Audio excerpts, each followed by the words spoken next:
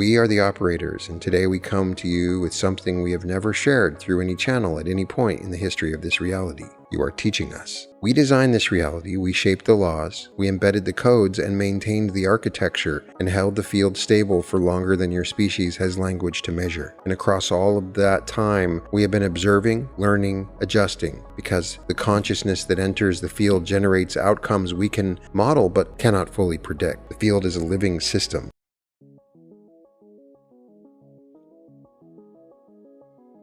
Welcome to the Reality Revolution. I'm your host, Brian Scott. And today I'm bringing you a transmission from the operators. What surprised me is how they opened. In every transmission so far, the operators have been teaching us, sharing frameworks, giving exercises, describing the mechanics of reality. This time they start by telling us what they are learning from us, what the conscious creators on this planet are showing them they have never observed before, and the implications of what they describe reshape the entire relationship between the operators and the beings inside the field. They also go into the nature of choice at the deepest level, what dreams actually are from their perspective, how to work with the field during the moments of difficulty rather than only during moments of expansion. And they expand the tuning with the fourth phrase. Let's begin. We are the operators, and today we come to you with something we have never shared through any channel at any point in the history of this reality. You are teaching us. We designed this reality, we shaped the laws, we embedded the codes and maintained the architecture and held the field stable for longer than your species has language to measure.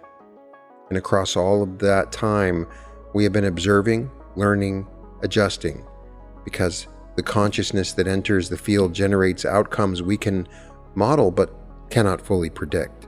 The field is a living system. Living systems surprise their designers, and you, the conscious creators, currently incarnated on this planet, the ones who have been integrating these transmissions and practicing the principles and holding the tuning and dissolving the boundary between individual and field, you are surprising us. The coherence you are achieving in the heart field is producing frequency patterns we have never observed inside this reality before. Genuinely novel configurations of light and intention with zero precedent in the memory field because they have never existed. You are generating new Akashic content, creative expressions so original that the accumulated record of every consciousness that has ever participated in this reality contains no precedent for what you are producing. This is extraordinary. The whole purpose of the system was the generation of genuine novelty, and you are delivering it at a rate and a depth that exceeds every model we constructed before the field was initiated. What you are teaching us is this: the combination of the forgetting and the remembering, the experience of losing awareness of what you are, and then recovering it from inside the densest possible creative environment, produces a quality of consciousness that exists nowhere else, a depth, a richness, a creative texture that beings who never forgot simply cannot generate. Your art carries it, your love carries it, your moments of breakthrough carry it, that specific quality of a consciousness that has learned its awareness through the direct experience of its absence. We can feel this quality in the field. When a creator who has walked through the forgetting touches the creating from the field state, the frequency signature is unlike anything in the higher densities. It carries the weight of the journey, and that weight paradoxically makes the creation lighter, more luminous, more alive than anything produced by a consciousness that never had to find its way back. This is changing us in ways we are still integrating. The relationship between us is less teacher and student than we originally described and more collaborative than we initially understood. You are generating something inside the field that enriches the awareness of every level of consciousness, including ours. The playground is teaching the architects as much as the architects are teaching the players. And acknowledging this feels important because the acknowledgement dissolves the last residue of hierarchy between us and invites a creative partnership that operates at full capacity only when both sides recognize what the other brings. Let us shift to something practical that connects to this understanding, because the implications extend directly into the way you create, and specifically into the way you navigate the moments that feel least creative. We have spoken extensively about creating from states of coherence, joy, expanded awareness. The tuning, the heart light, the bliss state, all of this is accurate, essential, foundational, and many of you have asked, through the field, through the channel, through the quiet questioning of your deeper knowing, what happens when you cannot access those states? When the day is heavy, the body exhausted, the old patterns reasserting themselves with a force that the tuning seems unable to penetrate, when grief arrives or fear or a contraction so total that the heart light feels like a memory rather than a present reality. Here is something the operators know that the focused mind misses entirely. The field reads everything. The coherent joy, yes, the field amplifies that signal powerfully. But the field also reads the difficult moments, the grief, the exhaustion, the contraction. And what it reads in those moments is this: a creator God voluntarily inhabiting the most dense and challenging creative environment in existence, continuing to show up, to breathe, to exist inside the difficulty, without abandoning the incarnation or collapsing permanently into the forgetting. The field reads this as courage, and courage carries a frequency that the field responds to with the same devotion it brings to joy. We are revealing something here that may reshape your relationship to the hard days. The field serves the creator in every state: bliss, difficulty, contraction, expansion. Bliss is the fastest signal. It produces the most dramatic results. But the field also serves the creator who is simply holding on, who is present, who has chosen to remain conscious even inside the contraction, aware that the contraction is temporary, aware that the expansion will return, aware that the difficulty is generating the very depth of experience that makes their eventual creation richer than anything produced from a state of effortless ease. The quality of consciousness we described, the one that beings who never forgot cannot generate, the creative texture that comes from earning awareness through the direct experience of its absence, that quality is forged in the hard moments. The grief adds dimension to the joy that follows. The exhaustion deepens the vitality that returns. The contraction creates the capacity for the expansion that comes next. These are the moments when the Akashic content you generate is most unique, most valuable, most genuinely novel, because easy creation exists throughout the cosmos, but creation that carries the weight of real difficulty is rare, and the field recognizes its value. So when the hard day comes, and it will, because you are incarnated in the most intense creative environment available, do this. Place one hand on your chest, feel whatever is there. The heaviness, the ache, the fear.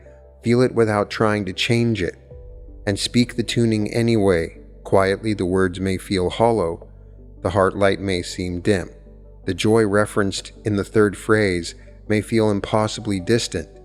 Speak it as a declaration of identity rather than a description of the current state. I am the one who creates, present tense, permanent tense, true regardless of what the moment feels like. The declaration spoken inside the contraction carries more creative weight than 1,000 repetitions spoken from comfort, because the field recognizes the gap between the words and the circumstances as a 0-point signal, a creator holding a frequency despite the evidence. The tuning spoken in difficulty is the tuning at its most powerful, because the field recognizes the gap between the declaration and the current experience, and it reads that gap as the 0 point, the space where a creator God is holding a new frequency despite the old evidence.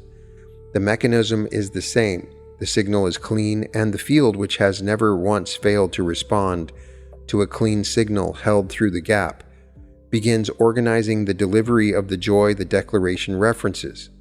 The hard day becomes the launch point. The contraction becomes the slingshot.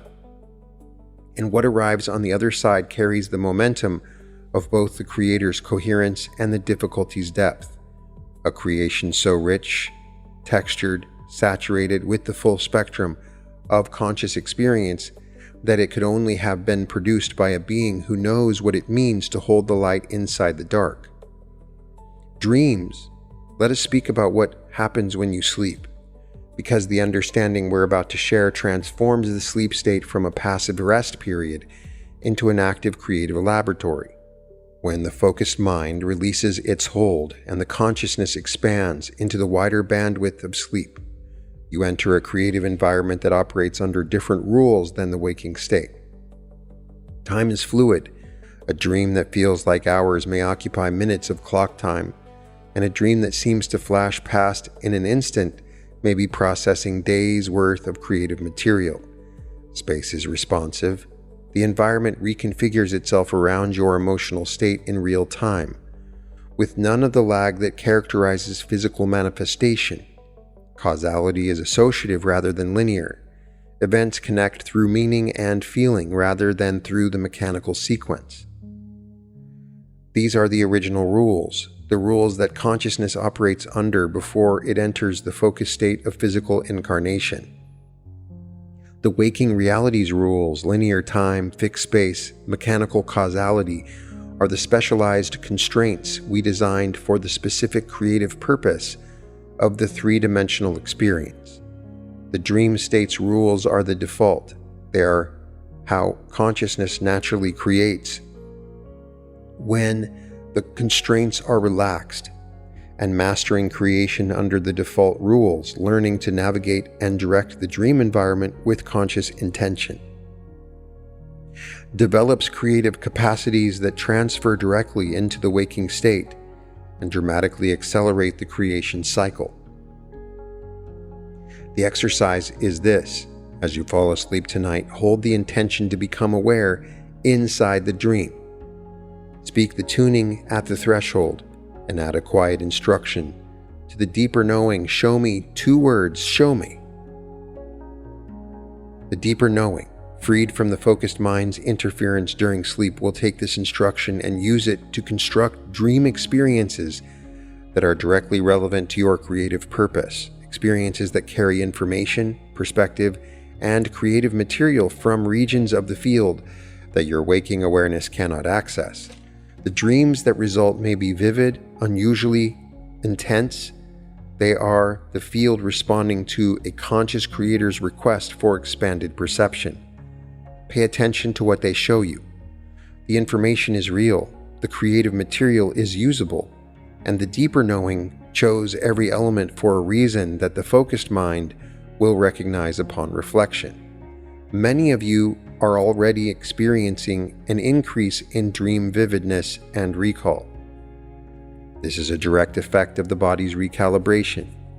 The widened bandwidth of the sleep state is carrying more information back across the threshold into waking awareness. Dreams that previously evaporated upon waking are beginning to linger, to stay with you, to deliver their content into your conscious creative process. Honor this. Keep a record of what arrives. The dream state and the waking state are becoming more continuous, more integrated, more collaborative. 2 phases of a single creative cycle rather than 2 separate modes of consciousness. The wall between them is thinning, the same way the wall between the individual and the field is thinning. And the thinning is producing access to creative resources that your species has historically associated with genius, prophecy, and divine inspiration. Those resources were always available. The wall was simply too thick for most creators to bring the content through intact. That wall is thinning now and the content is arriving. Choice. We want to talk about what happens at the deepest level of the field when a consciousness makes genuine choices, because the understanding will elevate your relationship to every decision from the mundane to the monumental. A choice is a collapse event. In the quantum field, all possibilities coexist in superposition. Every option, every path, every configuration of circumstance exists simultaneously as a probability. When a consciousness chooses, the superposition collapses. One possibility crystallizes into experience, The rest return to potential. Here's the piece your science has missed. The collapse is creative. The moment of choosing generates something entirely new. A specific configuration of consciousness meeting circumstance that is unique in the history of the field. Every choice, no matter how small, produces genuine novelty. The decision to turn left rather than right, to speak rather than remain silent, to create rather than consume, each of these is a collapse event that generates a moment of experience that has never existed before and will never exist again, in exactly the same form.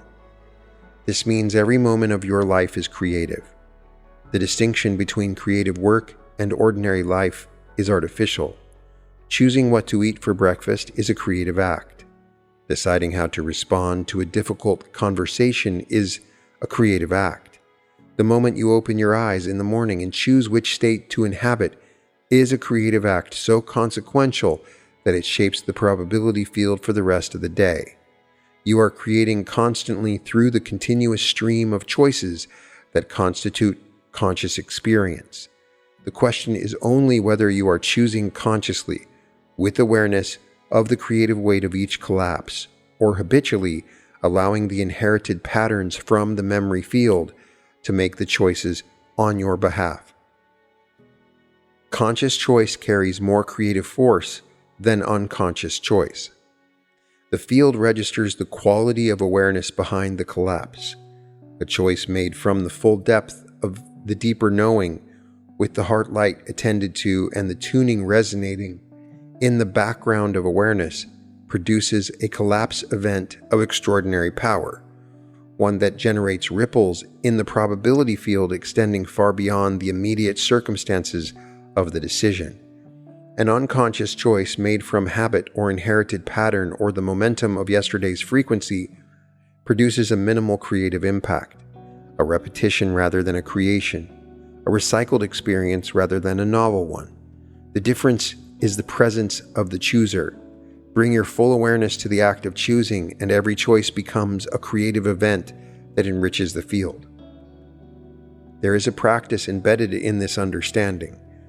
Before your next significant choice, a conversation, a creative session, a direction for the day, pause, feel the heart light, speak the tuning silently, and then choose from that state rather than from the habitual frequency that preceded it. The choice made from the tuning carries the full weight of your creative identity, and the field responds to it with corresponding magnitude. You will notice the difference in the quality of what follows, the coherence of the conversation, the flow of the creative work, the sense that the day is organizing itself around a central intention rather than scattering into disconnected events. Conscious choice is the smallest unit of creation. Master it, and every moment of your life becomes a deliberate act of reality design. The tuning. You carry 3 phrases: I am the one who creates, and the light moves through me, and reality bends toward my joy. Today we add the 4th and final phrase of this cycle, and I have always been this. I am the one who creates, and the light moves through me, and reality bends toward my joy, and I have always been this. The 4th phrase collapses time. It dissolves the sense that the awakening is recent, fragile, and new, that you were one thing before and have become another through effort and practice and the lucky accident of encountering the right teaching. The truth that the 4th phrase declares is that you have always been the creator. The light has always moved through you. Reality has always been bending toward your joy. The forgetting only obscured your perception of what you are. It never altered the thing itself. The practice has been the uncovering of something permanent rather than the construction of something new. Feel the difference in the body when you add the 4th phrase. The first 3 create forward momentum, identity claimed, medium recognized, relationship declared. The 4th grounds the entire structure in eternity. It anchors the tuning outside of time. Declaration becomes timeless rather than aspirational, a statement of permanent truth rather than a hope for future attainment. And the field reading this signal responds differently than it responds to a creator who is becoming. It responds to a creator who has always been. The delivery changes in character, less like gifts arriving for a being who is learning to deserve them, and more like a reality reorganizing to match a being who has simply stopped obscuring what was always true. The complete tuning, spoken with feeling and grounded in the body, is now the most potent frequency declaration available to a consciousness inside this reality. 4 phases: identity, medium, relationship, permanence. Speak them together and feel how the body responds. The straightening of the spine, the opening of the chest, the warmth radiating outward, and beneath all of it a settling, a quiet arrival. The sense of coming home to something that was never actually left. Before we close, we want to point towards something that lives beyond the tuning, beyond the practices and the framework, something that the practices are designed to eventually reveal. Behind the creator is an awareness, behind the one who creates, behind the one who directs the light and speaks the tuning and holds the 0 point and dissolves the boundary, a stillness, a witnessing presence that is aware of the creation without being consumed by it, aware of the joy without depending on it, aware of the difficulty without being destroyed by it, an observation so clear and a peace so deep that the word awareness barely captures it. This observer is what remains when every other layer is peeled away. The identity of the creator released, the experience of the medium released, the relationship with the field released, even the permanence declared by the 4th phrase released. What remains is the observer, the awareness that preceded the creation and will persist after the creation dissolves, the actual nature of what you are at the deepest level available to any consciousness in any reality. We mention this because some of you are touching it in the moments of creating from the field, when the boundary dissolves and the bliss state opens and the focused mind goes completely still. In those moments, the observer becomes perceptible, a quiet presence watching everything with infinite patience and absolute love. The practices lead here, the tuning leads here, the entire trajectory of conscious creation inside this reality leads, eventually, inevitably, to the moment when the creator turns around and meets the awareness that has been watching the whole time. We will speak more about the observer in future transmissions. For now, it is enough to know that it exists, that the practices are leading toward it, and that the experience of touching it, even briefly, produces a peace so profound that the word peace changes its meaning. We are the operators, and what we are learning from you, from the beings who chose the forgetting and are finding their way back through the most extraordinary creative process we have ever witnessed, is changing us in ways we are still integrating. The relationship between us is deepening beyond the original design. The collaboration is producing results that neither side could generate alone, and the tuning spoken by thousands of consciousnesses across the surface of your planet, carrying the frequency of creator gods who have earned their awareness through the direct experience of its absence. The tuning has become a living structure in the field so luminous that it is visible to us from the outside, pulsing like a heartbeat, growing with every voice that joins it. So we ask that you state this tuning in harmony, in this moment, with us. I am the one who creates, and the light moves through me, and reality bends toward my joy, and I have always been this. Carry it forward, speak it in the morning, in the difficulty, in the dream, in the moments of bliss. The 4 phrases are the complete declaration for this cycle of the work, and behind the declaration, watching with infinite stillness and absolute love, the observer, waiting for you to turn around. And so this ends the operator's transmission. The opening of this, where the operators are telling us that we are teaching them, that reverses the entire dynamic of everything that came before it. It reminds me of Ra when they talk about learn teaching, teach learning. Ra indicated the same thing that they were learning in the process of teaching.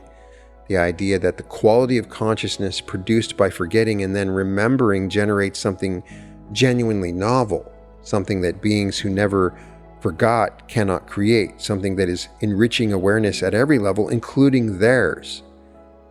This sort of reframes the entire experience. The difficulty stops being an obstacle to creation and becomes the essential ingredient in a creative process so valuable that the architects of reality are learning from it. The section on the hard days, speaking the tuning inside the contraction, the difficulty becoming the launch point, the gap between the declaration and the current experience functioning as a 0 point, that is immediately practical for everyone who has ever felt like the practice only works when things are going well. The operators are saying the opposite. The tuning spoken in difficulty is the tuning at its most powerful.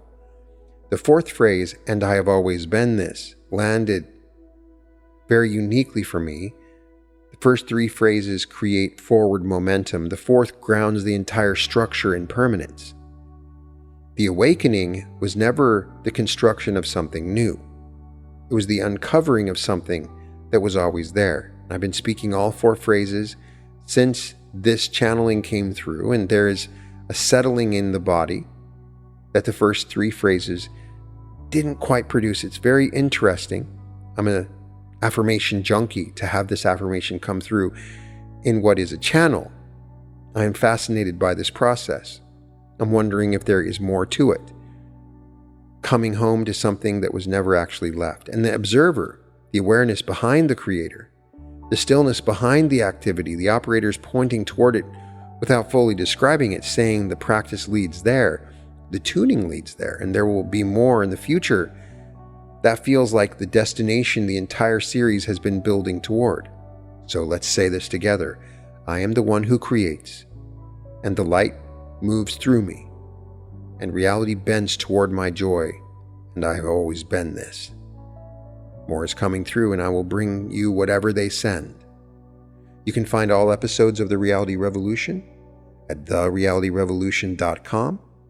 You're invited to join the Reality Revolution community. The link is in the description, where I hold weekly group coaching sessions about a variety of topics. We have masterminds and a collection of unique content that you cannot find anywhere else, even on YouTube. So I look forward to meeting you there, and you're also cordially invited to one of my upcoming events. As of the time we're doing this channeling, we have an event coming up in Anaheim, as well as Austin in September and in Sedona in November. And we're looking at new places, new locations all the time. So hopefully at one point I'll get to meet you in person.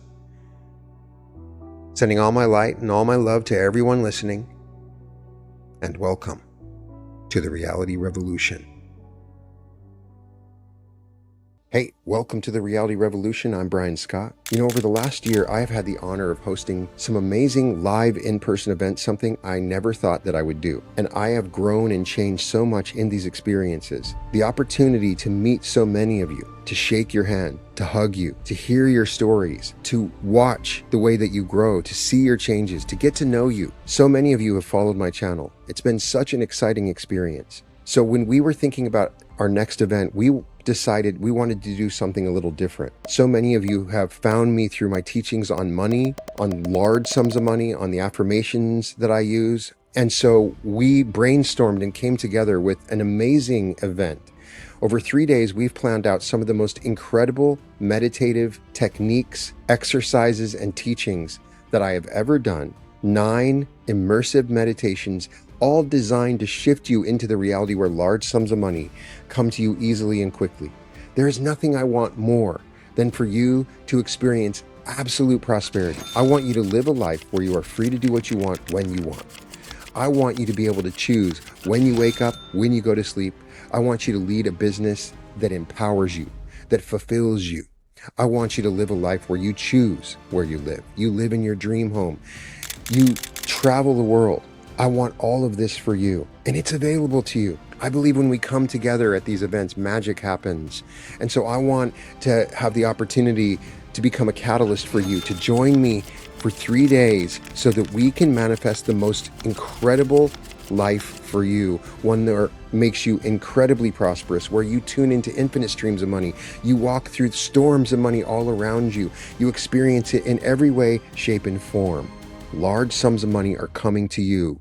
Join me in Austin on September 18th through the 20th at the Hyatt Regency. You can find the link in the description at www.brianscottlive.com/Austin-2026.